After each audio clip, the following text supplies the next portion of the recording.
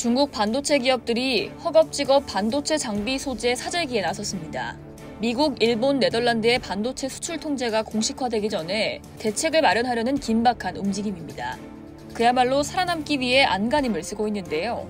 홍콩 사우스차이나 모닝포스트는 복수의 업계 소식통을 인용해 중국의 대형 반도체 기업들이 미국, 일본, 네덜란드의 수출 통제 공식 합의 발표에 대비해 장비와 소재 비축량을 늘리고 있다고 25일 보도했습니다. 지난달 블룸버그 통신 등 외신에 따르면 네덜란드 장비업체 ASML과 일본의 도쿄일렉트론, 니콘 등도 미국이 지난 10월부터 적용한 대중국 첨단 반도체 수출 제재에 가세하기로 결정했습니다. 사실상 중국은 반도체 제조를 위한 소재와 부품을 자급자족해야 하는 상황에 내몰리게 된 거죠.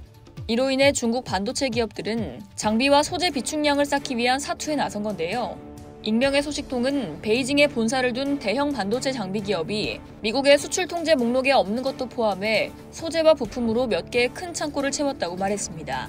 일본 도쿄에서 중국 고객용 반도체 장비 조달 업무를 맡고 있는 다른 소식통은 중국 반도체 기업 몇 곳은 생산 계획에 필요한 물량 이상으로 부품과 장비를 과잉 구매하고 있다고 지적했습니다.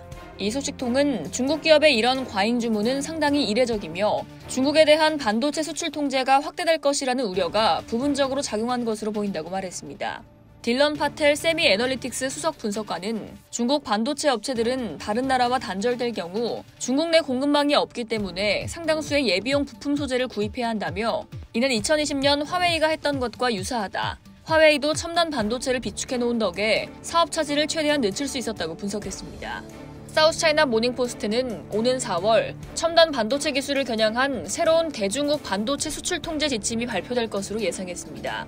미국의 대중국 제재는 이미 효과를 거두고 있습니다. 제재의 영향으로 지난해에만 5천여 개의 중국 반도체 기업이 줄줄이 폐업했습니다. 또 중국의 반도체 굴기를 상징하던 업체들의 공장 건설도 멈춰섰죠.